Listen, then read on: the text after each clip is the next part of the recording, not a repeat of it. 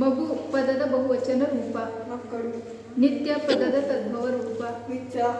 ಬೆಳಕು ಪದದ ವಿರುದ್ಧಾರ್ಥಕ. ಕತ್ತಲು. ಗೆಳೆಯ ಪದದ ಸ್ತ್ರೀಲಿಂಗ ರೂಪ. ಗೆಳತಿ. ಈ ಕೆಳಗಿನ ಪ್ರಶ್ನೆಗಳಿಗೆ ಒಂದೊಂದು ವಾಕ್ಯದಲ್ಲಿ ಉತ್ತರಿಸಿ. ಕುವೆಂಪು ಅವರನ್ನು ಮನೆಯವರೆಲ್ಲ ಏನೆಂದು ಕರೆಯುತ್ತಿದ್ದರು? ಕುವೆಂಪು ಅವರಿಗೆ ಮನೆಯವರೆಲ್ಲ ಅಣ್ಣ ಎಂದು ಕರೆಯುತ್ತಿದ್ದರು. ಶೇಷಪ್ಪನವರಿಗೆ ಜೀವನದಲ್ಲಿ ಇದ್ದ ಉತ್ಕಟ ಆಸೆ ಯಾವುದು? ಶೇಷಪ್ಪನವರಿಗೆ ಜೀವನದಲ್ಲಿದ್ದ ಉತ್ಕಟ ಆಸೆ ಅಶ್ವತ್ಥ ಪ್ರತಿಷ್ಠೆಯಾದ ಮರ ಮುರಿದು ಕಟ್ಟೆ ಕಟ್ಟುವುದು. ನಕ್ಷತ್ರ ಜಾರಿ ತಮವೆಲ್ಲ ಸೋರಿದುದು ಯಾವಾಗ? ಆಕಾಶದ ಬೆಳಗಿನ ಬಣ್ಣ ಹೆಚ್ಚಾದಂತೆ ನಕ್ಷತ್ರ ಜಾರಿ ತಮವೆಲ್ಲ ಸೋರಿದೆ. ದೂರದ ಬೆಟ್ಟ ಹೇಗೆ ಕಾಣುತ್ತದೆ? ದೂರದ ಬೆಟ್ಟ ನುಣುಪಾಗಿ ಕಾಣುತ್ತದೆ. ಕುವೆಂಪು ಅವರ ಪ್ರಕಾರ ವಿದ್ಯೆಯ ಕರ್ತವ್ಯವೇನು? ಅವನನ್ನು ವಿಶ್ವಮಾನವನಾಗಿ ಮಾಡುವುದೇ ವಿದ್ಯೆಯ ಕರ್ತವ್ಯವಾಗಬೇಕು. 2-3 ವಾಕ್ಯಗಳಲ್ಲಿ ಉತ್ತರಿಸಿ.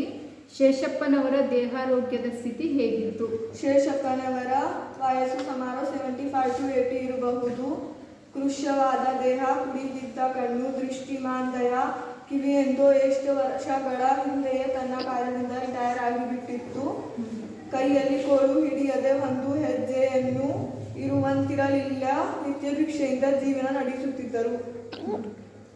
ಸಂದರ್ಭ ಸಹಿತ ವಿವರಿಸಿ. ಏನ್ರಪ್ಪ ಒಳಗೆ ಬರಬಹುದೋ ಮುಂದೆ ಹೋಗಬೇಕೋ? ಈ ವಾಕ್ಯ ಕೆ.ಪಿ. ಪೂರ್ಣಚಂದ್ರ ತೇಜಸ್ವಿ ಅವರು ಬರೆದರು. ಅಣ್ಣನ ನೆನಪು ಎಂಬ ಕೃತಿಯಿಂದ ಆಯದ ಅವರ ರಾಜರತ್ನಂ ಎಂಬ ಗದ್ಯ ಭಾಗದಿಂದ ಆರಿಸಿಕೊಳ್ಳಲಾಗಿದೆ. ಈ ಮಾತನ್ನು ರಾಜರತ್ನಂರವರು ಕುವೆಂಪುರವರು ಮಕ್ಕಳಿಗೆ ಹೇಳಿದರು. ಕುವೆಂಪುರವರ ಮಕ್ಕಳು ಒಂದು ಬಾರಿ ರಾಜರತ್ನಂರವರ ಮನೆಗೆ ಬಂದಾಗ ಮುಂದೆ ಹೋಗಪ್ಪ ಎಂದು ಹೇಳಿದರು. ರಾಜರತ್ನಂರವರ ಪರಿಚಯವಾದ ನಂತರ ಅವರು ಅನೇಕ ಬಾರಿ ಕುವೆಂಪುರವರ ಮನೆಗೆ ಬಂದಾಗ ಈ ಮೇಲಿನ ತಮಾಷೆಯಾಗಿ ಹೇಳುತ್ತಿದ್ದರು.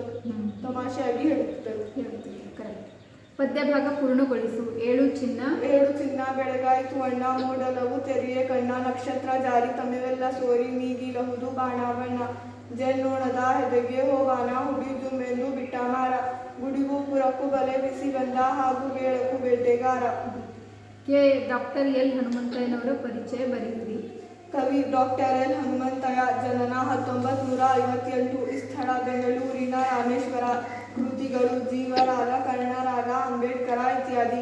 ಪ್ರಶಸ್ತಿ ರಾಜ್ಯ ಸಾಹಿತ್ಯ ಅಕಾಡೆಮಿ ಪ್ರಶಸ್ತಿ, ಅತ್ತಿಮಬ್ಬಿ ಪ್ರಶಸ್ತಿ. ಆಕಾರ ಕೃತಿ ಅವನ ಕವಿತೆ.